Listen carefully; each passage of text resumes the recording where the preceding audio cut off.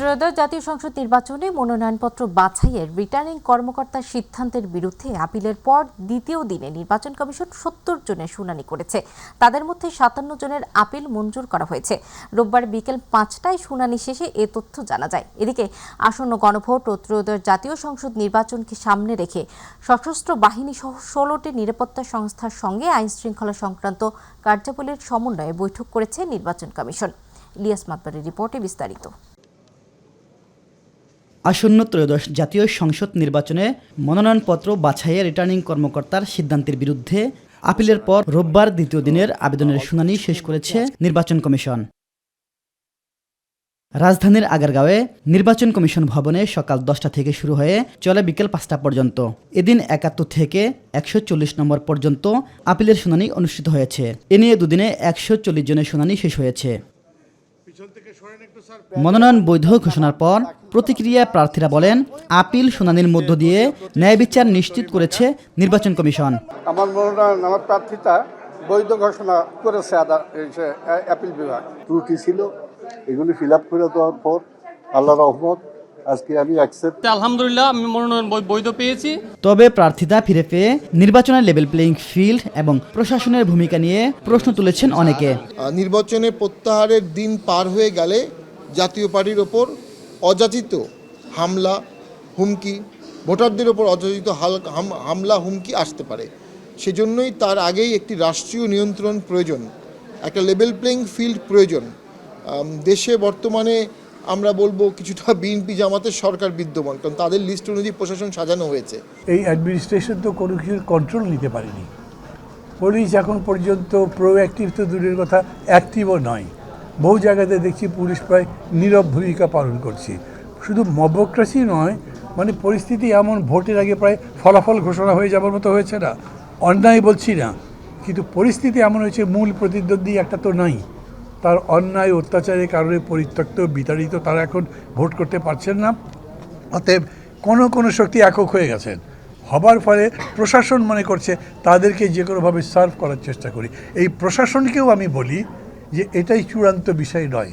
এর আগে সকালে আসন্ন গণভোট এবং ত্রয়োদশ জাতীয় সংসদ নির্বাচনকে সামনে রেখে আইন শৃঙ্খলা রক্ষার প্রস্তুতি কৌশল নির্ধারণে সশস্ত্র ও আইন শৃঙ্খলা বাহিনীর প্রতিনিধিদের সঙ্গে সমন্বয় সভা করেছে নির্বাচন কমিশন। ইলিয়াস মাতবর, মাই টিভি, ঢাকা। ত্রয়োদশ জাতীয় সংসদ নির্বাচন ঘিরে অন্তর্বর্তী সরকার কোনো দলকে এক্সট্রা সুবিধা দিচ্ছে না বলে জানিয়েছেন প্রধান উপদেষ্টার প্রেস সচিব শফিকুল আলম। দুপুরে রাজধানীর ফরেন সার্ভিস একাডেমিতে সমসাময়িক বিষয় নিয়ে ব্রিফিংয়ে তিনি কথা বলেন। ইউরোপীয় ইউনিয়নের রাষ্ট্রদূতের সঙ্গে প্রধান উপদেষ্টা ডক্টর মোহাম্মদ ইউনূসের বৈঠক হয়েছে জানিয়ে শফিকুল আলম বলেন, আসন্ন নির্বাচনে বড় একটি পর্যবেক্ষক দল পাঠাবে বলে জানিয়েছে ইউ। এস এম আরিফের রিপোর্টে বিস্তারিত।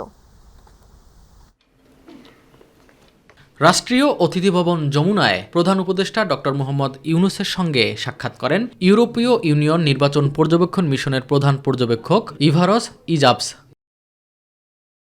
এ বিষয়ে রাজধানীর ফরেন সার্ভিস একাডেমিতে সাংবাদিকদের সাথে কথা বলেন প্রেস সচিব শফিকুল আলম। তিনি জানান, আগামী সংসদ নির্বাচনে ইউ বড় একটি পর্যবেক্ষক দল পাঠানোর প্রস্তুতি নিয়েছে। ইলেকশনের জন্য উনি বলেছেন যে মেজর চ্যালেঞ্জ হচ্ছে সোশ্যাল মিডিয়া থেকে যেই ধরনের সোশ্যাল মিডিয়া ব্যবহার করে আপনারা জানেন যে খুব ম্যাসিভ মিস ইনফরমেশন, ডিসইনফরমেশন ছড়ানো হচ্ছে এবং এইটা দিয়ে অনেক ক্ষেত্রে ভায়োলেন্স ইনস্টিগেট করা হচ্ছে। তাছাড়া পতিত স্বৈরাচারের লোকেরা ইলেকশন ডিসরাপ্ট করার চেষ্টা করবে, তবে সিকিউরিটি ফোর্সেস পুরোপুরি রেডি থাকবে যে কোনো চ্যালেঞ্জ ফেস করার জন্য, তারা অলরেডি রেডি আছে।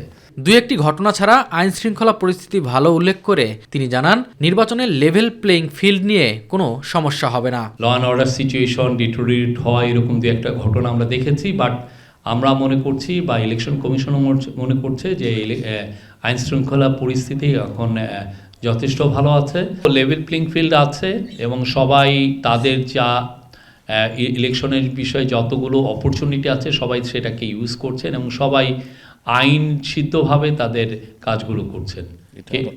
ছোট দল, বড় দল, সবাই আমরা মনে করি যে তারা একটা মানে লেভেল প্লেন ফিল্ড তারা পাচ্ছেন এবং সেই অনুযায়ী তারা তাদের কাজগুলো করছেন। টেকনাফ সীমান্তে মায়ানমারের গুলিতে এক বাংলাদেশি শিশু হত্যার বিষয়ে প্রশ্নের জবাব দেন প্রেস সচিব। খুবই আমরা কন্ডেম করি, এটা খুবই আমাদের মানে এটা আনফরচুনেট ইভেন্ট, আমরা আনফরচুনেট ইনসিডেন্ট। তো এই বিষয়ে আমাদের ফরেন মিনিস্ট্রি এবং হোম মিনিস্ট্রি এটা নিয়ে কাজ করছে। SM Arif, MyTV, Dhaka. ক্ষমতার ভার জনগণের দিকে রাখতে চাইলে হ্যাঁ ভোটের পক্ষেও স্পষ্ট অবস্থান নেওয়া ছাড়া বিকল্প নেই বলে মন্তব্য করেছেন তথ্য উপদেষ্টা সৈয়দা রিজওয়ানা হাসান। ঢাকা উত্তর সিটি কর্পোরেশনের কার্যালয়ে আয়োজিত নাগরিক পদক প্রদান অনুষ্ঠানে তিনি বলেন, সত্যি সংস্কার চাইলে গণভোটে হ্যাঁ বলতে হবে। একটি বৈষম্যহীন নতুন বাংলাদেশ গড়ার লক্ষ্যে নাগরিকদের সরাসরি সম্পৃক্ত হওয়ার আহ্বান জানান স্থানীয় সরকার উপদেষ্টা আদিলুর রহমান খান। আরও জানাচ্ছেন রাকিব হাসান। ঢাকা উত্তর সিটি কর্পোরেশনের প্রধান কার্যালয়ে আয়োজন করা হয় নাগরিক পদক প্রদান অনুষ্ঠানের। 8টি ভিন্ন ভিন্ন ক্ষেত্রে অবদানের জন্য 8 জন গুণী ব্যক্তি ও প্রতিষ্ঠানকে প্রদান করা হয় এই পদক। আলোচনায় অংশ নিয়ে বক্তারা বলেন, রাষ্ট্রের ভেতরে যে বৈষম্য আছে তা দূর করে ধনী দরিদ্র সবার সমান অধিকার নিশ্চিত করতে হবে। আমাদের ভবিষ্যৎ ছাত্র এবং ছাত্রীদের প্রতি অবিচার। দেশের সংস্কার এবং নাগরিক ক্ষমতায়নের উপর জোর দেন স্থানীয় সরকার উপদেষ্টা। বিচার বহির্ভূত হত্যাকাণ্ড, নির্যাতন এবং আয়নাঘরের দিনগুলোতে ফিরে যেতে না চাই আমাদের গণভোটের পক্ষে অবস্থান নিতে হবে, ভোট দিতে হবে এবং পছন্দের গণপরিষদ সদস্য নির্বাচিত করতে হবে। আমরা ওই বাংলাদেশটাই স্বপ্ন দেখি যে এই স্বপ্ন আমাদের শহীদরা দেখিয়ে গেছেন, যেন বাংলাদেশ আর অন্যায়ের পথে না হাঁটে। গণভোটের প্রস্তাবগুলো সম্পর্কে সচেতন হওয়ার আহ্বান জানিয়ে পরিবেশ, বন ও জলবায়ু এবং তথ্য ও সম্প্রচার উপদেষ্টা রিজওয়ানা হাসান বলেন, সংসদ নির্বাচনে কাকে ভোট দেয়া হচ্ছে সে সিদ্ধান্ত ভেবেচিন্তে নিতে হবে। আমরা কিন্তু এবার দুটো ভোট দেব। একটা ভোট হচ্ছে আমি কোন প্রার্থীকে আমার সংসদ সদস্য হিসেবে দেখতে চাই, সেখানে আপনারা আপনাদের বিবেক বুদ্ধি কাজে লাগিয়ে এমনভাবেই ভোট দেবেন যাতে আর পস্তাতে না হয়। ওই একই দিনে যে দ্বিতীয় ভোটটা দেবেন সেটা হচ্ছে গণভোট। এই গণভোটে অবশ্যই সকলে অংশ নেবেন এবং যদি সত্যি সংস্কার চান তাহলে উত্তরটা আমাদেরকে হ্যাঁ বলতে হবে। আগামী প্রজন্মকে শহরপ্রেমী হিসেবে গড়ে তোলার উপর জোর দেন দুই প্রশাসক। আমরা এই উদ্যোগটি সারা দেশে ছড়িয়ে দেওয়ার জন্য আমরা অঙ্গীকার করছি। এটা একটি বড় কারণ ছিল যে এই নগরায়নটাকে আমরা এক ধরনের ডেমোক্রেটিক প্রসেসের মধ্যে নিয়ে যাওয়া, যেটাকে আমরা বলি যে ডেমোক্রেটিক আরবানাইজেশন কিংবা ডেমোক্রেটিক আরবানিজম।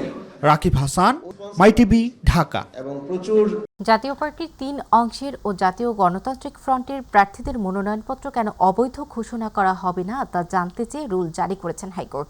আগামী 2 সপ্তাহের মধ্যে এ রুলের জবাব দিতে হবে নির্বাচন কমিশনকে। রিটের প্রাথমিক শুনানি শেষে বিচারপতি রাজিক আল জলিলের নেতৃত্বাধীন হাইকোর্ট বেঞ্চ এই রুল জারি করেন।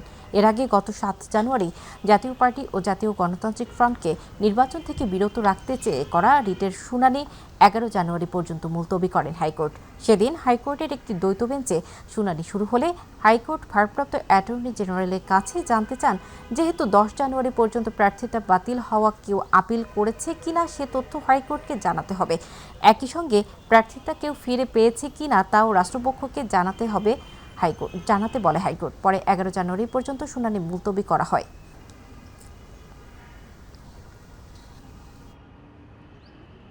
আসন্ন ত্রয়োদশ জাতীয় সংসদ নির্বাচনকে সামনে রেখে মাঠে নেমেছে বাংলাদেশ সেনাবাহিনী। নির্বাচন শেষ না হওয়া পর্যন্ত তারা মাঠ থেকে আইনশৃঙ্খলা রক্ষা ও নিরাপত্তা নিশ্চিতে কাজ করবে। নির্বাচনকে ঘিরে গাজীপুর সদর, জয়দীবপুর, কালীগঞ্জ, কাপাসিয়া ও শ্রীপুর উপজেলায় সেনাবাহিনীর অস্থায়ী ক্যাম্প স্থাপন করা হয়েছে। একই সঙ্গে গুরুত্বপূর্ণ সড়ক, জনবহুল এলাকা ও স্পর্শকাতর স্থানে নিয়মিত টহল ও নজরদারি চালাতে দেখা গেছে সেনা সদস্যদের।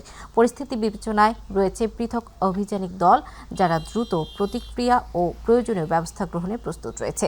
সেনাবাহিনীর উপস্থিতিতে সাধারণ মানুষের মধ্যে স্বস্তি ও আস্থা লক্ষ্য করা গেছে। জাতীয় স্থায়ী কমিটির সদস্য আমির খসরু মাহমুদ চৌধুরী বলেছেন, স্বৈরাচারের সঙ্গে অনেকেই আপোষ করলেও দেশনেত্রী বেগম খালেদা জিয়া কখনো আপোষ করেননি। 11 সময়ও তিনি আপোষহীন ছিলেন। নগরের দক্ষিণ আগ্রাবাদ ওয়ার্ড বিএনপির উদ্যোগে সিডিএ বালুর মাঠে বেগম খালেদা জিয়ার রুহের মাগফিরাত কামনায় আয়োজিত দোয়া মাহফিল ও আলোচনা সভায় তিনি এসব কথা বলেন। আমির খসরু বলেন, খালেদা জিয়া জীবনের বেশিরভাগ সময় জনগণের অধিকার আদায়ের আন্দোলনে কাটিয়েছেন এবং গণতন্ত্র ও নারীর অধিকার রক্ষায় গুরুত্বপূর্ণ ভূমিকা রেখেছেন।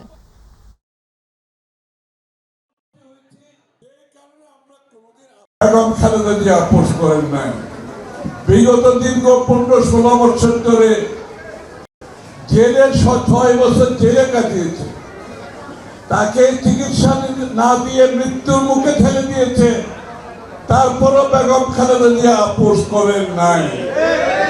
শেখ হাসিনা ও কামালের বিরুদ্ধে মানবতাবিরোধী অপরাধের মামলার রায়ের একটি অভিযোগে সাজা বাড়িয়ে মৃত্যুদণ্ড করার আপিল শুনানির দিন নির্ধারণে শিগগিরই আবেদন করবে প্রসিকিউশন। প্রসিকিউটর গাজী এম.এইচ. তামিম জানান, মামলার সারসংক্ষেপ ইতোমধ্যে প্রস্তুত করা হয়েছে। এদিকে হাসিনা পুত্র সজীব ওয়াজেদ জয় ও সাবেক আইসিটি প্রতিমন্ত্রী জুনাইদ আহমেদ পলকের বিরুদ্ধে মামলায় অভিযোগ গঠনের উপর পরবর্তী শুনানি 15 জানুয়ারি। এস এ মানিফের আরও একটি রিপোর্ট। 24 জুলাই গণঅভ্যুত্থানে সংঘটিত মানবতাবিরোধী অপরাধের মামলায় এক অভিযোগে সাবেক প্রধানমন্ত্রী শেখ হাসিনা ও সাবেক স্বরাষ্ট্রমন্ত্রী আসাদুজ্জামান খান কামালকে আমৃত্যু কারাদণ্ড দেয়া হয়। সেই সাজা বাড়িয়ে মৃত্যুদণ্ড চেয়ে আপিল করে প্রসিকিউশন। আপিলের অগ্রগতি নিয়ে সাংবাদিকদের প্রশ্নের জবাবে প্রসিকিউটর গাজী এম.এইচ. তামিম বলেন, মামলার সারসংক্ষেপ প্রস্তুত, 2-1 দিনের মধ্যেই শুনানির জন্য আবেদন করা হবে। সাবেক প্রধানমন্ত্রী শেখ হাসিনা সহ যে 3 জনের মামলা, ওই মামলার কনসাইজ স্টেটমেন্ট প্রস্তুত করেছি এবং আমরা এটাকে ফিক্স করার জন্য একটা অ্যাপ্লিকেশন দিব কাল অথবা পরশুদিনের মধ্যে, যেটা চেম্বার জজে আমরা যাব। চেম্বার জজে শুনানির পরে এটি চলে যাবে ফুল কোর্টে। ফুল কোর্টের মাননীয় প্রধান বিচারপতির সমন্বয়ে যে বেঞ্চ, ওনারা সিদ্ধান্ত নেবেন যে এটা কবে শুনানি করবে। এদিকে ট্রাইব্যুনাল 1-এ জুলাই গণঅভ্যুত্থানে ইন্টারনেট বন্ধ করে হত্যার নির্দেশ সহ 3 অভিযোগে শেখ হাসিনার ছেলে সজীব ওয়াজেদ জয় ও সাবেক আইসিটি প্রতিমন্ত্রী জুনাইদ আহমেদ পলকের বিরুদ্ধে মামলায় অভিযোগ গঠনের উপর শুনানি শেষ করেছেন প্রসিকিউশন। 15 জানুয়ারি শুনানি করবেন আসামি পক্ষের আইনজীবীরা। অসংখ্য কথোপকথন থেকে দেখা যায় যে তৎকালীন সরকারের এই 2 জন দায়িত্বশীল ব্যক্তি যারা এই মামলার আসামি, তারা পরিকল্পিতভাবে এই গণঅভ্যুত্থানে নিরীহ নিরস্ত্র ছাত্র জনতার উপরে নির্যাতন এবং নিপীড়ন চালানোর উদ্দেশ্যে ইন্টারনেট পরিষেবা বন্ধ করেছিলেন। আইনি সীমাবদ্ধতার মধ্যেই আসামিকে খালাসের চেষ্টা করবেন বলে জানান রাষ্ট্রনিযুক্ত জয়ের আইনজীবী। আমি সমস্ত সাক্ষী পর্যালোচনা করব এবং যে সমস্ত প্রসিকিউশন থেকে যে সমস্ত এলিগেশন আনা হয়েছে, এলিগেশনকে ডিফেন্ড করার চেষ্টা করব। আশা করি আমি ট্রায়াল ফেস করে আমার আসামিকে আমি খালাস করতে সক্ষম হব। এদিন ট্রাইব্যুনাল 2-এ সাভারের আশুলিয়ায় 6 মরদেহ পোড়ানো সহ 7 জনকে হত্যা মামলায় আসামি পক্ষের সাফাই সাক্ষ্য গ্রহণ শুরু হয়। এস.এম. আরিফ, মাইটিভি, ঢাকা। কক্সবাজারের টেকনাফ সীমান্তে গুলিবিদ্ধ শিশু হুজাইফার অবস্থা সংকটাপন্ন। বর্তমানে তাকে ভর্তি রাখা হয়েছে চট্টগ্রাম মেডিকেল কলেজের আইসিইউতে। শিশুটির চাচা জানান, উঠানে খেলার সময় সীমান্তের ওপার মিয়ানমার থেকে আসা একটি গুলি লাগে হুজাইফার মাথায়। সঙ্গে সঙ্গে তাকে উদ্ধার করে আশেপাশের লোকজন স্থানীয় হাসপাতালে নিয়ে যায়। সেখানে প্রাথমিক চিকিৎসা দেওয়া হলেও ডাক্তাররা পরিস্থিতি বিবেচনায় তাকে দ্রুত চট্টগ্রাম মেডিকেল কলেজ হাসপাতালে পাঠান। পরে নেওয়া হয় চট্টগ্রাম মেডিকেল কলেজের আইসিইউতে। চিকিৎসকরা জানিয়েছেন, শিশুটির অবস্থা সংকটাপন্ন। মাথায় এখনও গুলি রয়েছে। অবস্থা কিছুটা স্থিতিশীল হলে অস্ত্রোপচার করা হতে পারে। এদিকে এ ঘটনায় স্থানীয় বিক্ষুব্ধ জনতা কক্সবাজার টেকনাফ সড়ক অবরোধ করে রাখেন। পরে সেনাবাহিনীর মধ্যস্থতায় সড়কের যানবাহন চলাচল স্বাভাবিক করা হয়। ওয়াংক্যাং পুলিশ ফাঁড়ির ইনচার্জ খোকন কান্তিনাথ বিষয়টি নিশ্চিত করেছেন। অবশেষে ফরিদপুরের আলিমুজ্জামান সেতুর উপর থেকে উদ্ধার করা দুর্নিয়ন্ত্রিত শক্তিশালী আইইডি বোমাটির বিস্ফোরণ ঘটানো হয়েছে। রোববার এন্টি টেরোরিজম ইউনিটের বোমা নিষ্ক্রিয়করণ দলের সদস্যরা বোমাটির বিস্ফোরণ ঘটিয়ে নিষ্ক্রিয় করেন। বোমা নিষ্ক্রিয়করণ দলের নেতৃত্ব দানকারী পরিদর্শক শঙ্কর কুমার ঘোষ জানান, এটি সাধারণ বোমা থেকে শক্তিশালী ও প্রাণঘাতী ছিল। এতে রিমোট কন্ট্রোল দ্বারা পরিচালিত এবং আইইডি ও পাওয়ার সাপ্লাই দ্বারা সংরক্ষিত ছিল। শক্তিশালী হওয়ায় এটি বিস্ফোরিত হওয়ার সময় প্রায় 15 ফিট উপরে উঠে যায়।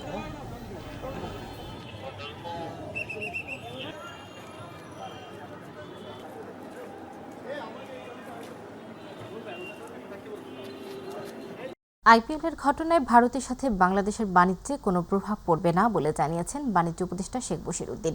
তিনি জানান, সরকার ব্যবসা বাণিজ্য আরও উদারীকরণ এবং গতিশীল করতে নতুন আমদানি নীতি আদেশ জারি করার প্রক্রিয়া চূড়ান্ত করেছে। দুপুরে সচিবালয়ে বৈঠক শেষে সাংবাদিকদের প্রশ্নের জবাবে এসব কথা বলেন বাণিজ্য উপদেষ্টা।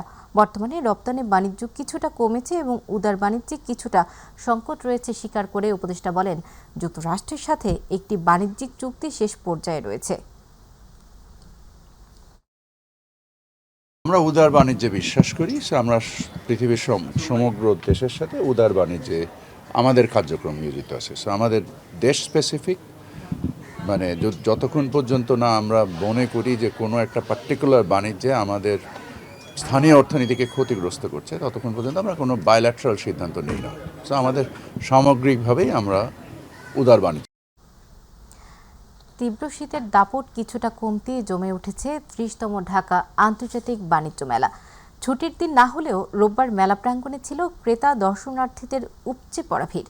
বেচাকেনা বাড়ায় খুশি বিক্রেতারাও। বাণিজ্য মেলার স্থায়ী ভেন্যু পূর্বাঞ্চলের বাংলাদেশ চীন মৈত্রী প্রদর্শনী কেন্দ্রে স্থাপিত স্টলগুলোতে অলস সময় কাটানো বিক্রয় কর্মীদের বেড়েছে ব্যস্ততা। প্রতিনিধি মকবুল হোসেনের তথ্যচিত্রে সাইদুর রহমান আবিরের রিপোর্টে বিস্তারিত। জানুয়ারির শুরু থেকেই হাড় কাঁপানো শীতে মেলার শুরুর দিনগুলোতে লোক সমাগম কিছুটা কম থাকলেও রোদ ওঠার সাথে সাথে বদলে গেছে মেলার চিত্র। শীতের তীব্রতা কমতে থাকায় বাণিজ্য মেলা এখন সরগরম। দর্শনার্থী ও ক্রেতারা ভিড় করছেন পূর্বাঞ্চলের এই প্রদর্শনী কেন্দ্রে। মেলার স্টলগুলোতে ভিড় বাড়ছে ক্রেতা ও দর্শনার্থীদের। বিশেষ করে গৃহস্থলী পণ্য, কসমেটিক্স, পোশাক এবং ইলেকট্রনিক্স পণ্যের প্যাভিলিয়নগুলোতে ক্রেতাদের চাপ সবচেয়ে বেশি। বিক্রেতারাও দিচ্ছেন নানা ছাড় ও অফার। যতটুকু দেখলাম মোটামুটি বাইরের তুলনায় প্রাইস রেট অনেক বেশি। আর আমাদের যদি সাধ্যের ভিতরে থাকে আমরা কেনাকাটা করে নিয়ে যাব। আর খাবারের যেইগুলো এইগুলো অনেক প্রাইস রেট বেশি। আমরা খেলাম, মোটামুটি ঘুরলাম, দেখলাম, ভালোই লাগছে আর কি। ঘোরাফেরা করতেছি নর্মালি, তো দেখি অনেক দোকানে ঘোরাফেরা করলাম, মোটামুটি অনেক কিছুই দেখলাম। বিক্রেতারা বলছেন শীতের কারণে শুরুতেই ক্রেতা কম থাকলেও রোদের দেখা মেলায় বিক্রিও বেড়েছে। তো গত কয়েকদিনের তুলনায় যে সেল হওয়ার কথা ছিল, কিন্তু আজকে একটু তুলনামূলক সেল একটু বেশি হইতেছে। আমাদের পণ্য 120 টাকার প্রোডাক্টস, এখন আস্তে আস্তে দেখতেছে, কিনতেছে। যার যার ভালো লাগে আপনারা চলে আসবেন কিনবেন। 10 सालों से यहाँ पे आ रहे हैं और बहुत अच्छा रिस्पांस हमें मिलता है और इस साल भी बहुत अच्छा रिस्पांस मिल रहा है। শুধু কেনাকাটাই নয়, বন্ধু বান্ধব ও পরিবার নিয়ে মেলা প্রাঙ্গণে সময় কাটাতে আসছেন অনেকেই। কুয়াশামুক্ত বিকেল, মেলার উন্মুক্ত স্থানে খোশ গল্পে মেতেছেন দর্শনার্থীরা। সাইদুর রহমান আবির, মাই টিভি, ঢাকা। পুঁজিবাজারে তালিকাভুক্ত টেক জায়ান্ট ও সুপার ব্র্যান্ড ওয়ালটন আন্তর্জাতিক মানের পরিবেশ বান্ধব, উদ্ভাবনী ও সর্বাধুনিক প্রযুক্তির পণ্য উৎপাদনের পাশাপাশি কোম্পানির সামগ্রিক ও আর্থিক ব্যবস্থাপনার শৃঙ্খলা, স্বচ্ছতা, জবাবদিহিতা সহ কর্পোরেট সুশাসনও নিশ্চিত করেছে, যার প্রেক্ষিতে প্রতিষ্ঠানটি টানা 5 বার ICSB national award for corporate governance excellence এবং টানা 4 বার ICMB বেস্ট কর্পোরেট অ্যাওয়ার্ড অর্জন করেছে। এই অসাধারণ সাফল্য উদযাপন উপলক্ষে শনিবার রাজধানীর বসুন্ধরায় ওয়ালটন কর্পোরেট অফিসে সেলিব্রেটিং কর্পোরেট অ্যাওয়ার্ড অ্যাচিভমেন্ট শীর্ষক এক জমকালো অনুষ্ঠানের আয়োজন করা হয়। এতে প্রধান অতিথি ছিলেন বাংলাদেশ ব্যাংকের deputy governor doctor Mohammad Habibur Rahman এবং বিশেষ অতিথি ছিলেন investment corporation of Bangladesh ICB এর চেয়ারম্যান অধ্যাপক আবু আহমেদ।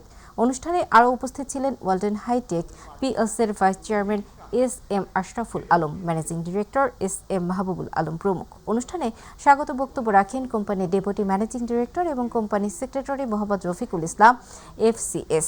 অনুষ্ঠানে কেক কেটে টানা 5 বার ICSB national award for corporate governance excellence এবং টানা 4 বার ICMB বেস্ট কর্পোরেট অ্যাওয়ার্ড এ সম্মাননা অর্জনের সাফল্য উদযাপন করা হয়। ঢাকা ব্যাংক PLCর নতুন ব্যবস্থাপনা পরিচালক ও প্রধান নির্বাহী কর্মকর্তা হিসেবে নিয়োগ পেয়েছেন ব্যাংকিং খাতের অন্যতম অভিজ্ঞ কর্মকর্তা উসমান এরশাদ ফয়েজ। রোববার আনুষ্ঠানিকভাবে দায়িত্ব গ্রহণ করেন তিনি। আন্তর্জাতিক ব্যাংকিং খাতে 30 বছরেরও বেশি অভিজ্ঞতা রয়েছে এরশাদ ফয়েজের। তিনি বিশ্বব্যাপী আর্থিক প্রতিষ্ঠানগুলিতে সিনিয়র নেতৃত্বের ভূমিকা পালন করেছেন। ব্যাংকিং কৌশল, প্রযুক্তি পরিচালন, ডিজিটাল রূপান্তর, কোর ব্যাংকিং প্ল্যাটফর্ম এবং ফিনটেক সহ বিস্তৃত ক্ষেত্রে তার গভীর দক্ষতা রয়েছে, যা দ্রুত পরিবর্তনশীল আর্থিক পরিবেশে ঢাকা ব্যাংকের নেতৃত্বে গুরুত্বপূর্ণ ভূমিকা রাখবে বলে মনে করা হচ্ছে। ঢাকা ব্যাংকে যোগদানের আগে এরশাদ ফয়েজ 2025 সালের জানুয়ারি থেকে ইস্টার্ন ব্যাংক পিএলসিতে অতিরিক্ত ব্যবস্থাপনা পরিচালক ও প্রধান পরিচালন কর্মকর্তা হিসেবে দায়িত্ব পালন করেন। এর আগে তিনি সিঙ্গাপুর ভিত্তিক আন্তর্জাতিক ব্যাংকিং ও ফিনটেক পরামর্শক প্রতিষ্ঠান এশিয়া ফিটের সহ প্রতিষ্ঠাতা ছিলেন। প্রযুক্তি নির্ভর নেতৃত্ব এবং অন্তর্ভুক্তিমূলক কর্মপরিবেশ গঠনে অবদানের জন্য ওসমান এরশাদ ফয়েজ একাধিকবার আন্তর্জাতিকভাবে পুরস্কৃত ব্যক্তিত্ব।